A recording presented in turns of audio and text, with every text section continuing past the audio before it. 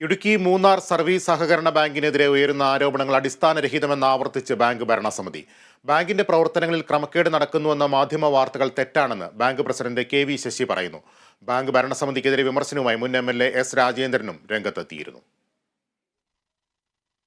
Munnar service സഹകരണ ബാങ്കിനെതിരെ ഉയരുന്ന ആരോപണങ്ങളും മാധ്യമ വാർത്തകളും അടിസ്ഥാനരഹിതമാണെന്ന് ആവർത്തിക്കുകയാണ് ബാങ്ക് ഭരണസമിതി.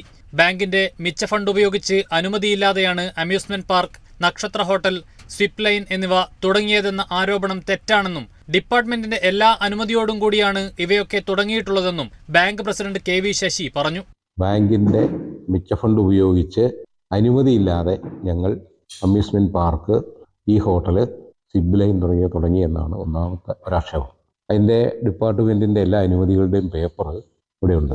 നിങ്ങൾക്കിത് നോക്കാവുന്നതും നിങ്ങൾക്ക് തരാൻ വേണ്ടി അതിൻ്റെ കോപ്പി എടുത്തു വെച്ചിട്ടുണ്ട്. എല്ലാത്തിൻ്റെ അനുമതി ഞങ്ങൾ വാങ്ങിയിട്ടുണ്ട്. ബാങ്കിങ് വ്യവസായം പോലെയല്ല ബാങ്കിൻ്റെ അനുബന്ധ വ്യവസായം. ബാങ്കിന് GST വേണ്ട. എന്നാൽ ഹോട്ടലിൽ ഒരു നേരത്തെ ഭക്ഷണം വിറ്റ് കഴിഞ്ഞ് കഴിഞ്ഞാൽ അതിന് 5% GST അടയ്ക്കണം. അത് നമ്മുടെ നീതി മെഡിക്കൽ സ്റ്റോറിന് GST അടയ്ക്കണം. അമ്യൂസ്മെൻറ്റ് പാർക്കിന്, സ്വിപ്പ് ലൈനും GST അടയ്ക്കണം.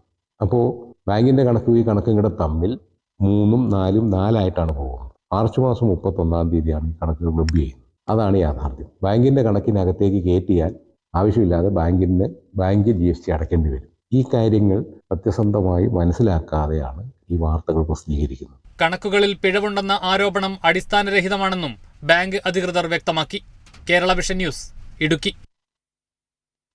അഭിരുചികളെ വളർത്തി സ്വപ്നങ്ങൾ സാക്ഷാത്കരിക്കുമ്പോഴാണ് വിദ്യാഭ്യാസം പൂർണ്ണതയിലെത്തുന്നതെന്ന് Benny Behanan MP. Thrissur Mala cable vision സംഘടിപ്പിച്ച സമാദരണം 2024 ഉദ്ഘാടനം ചെയ്യുകയായിരുന്നു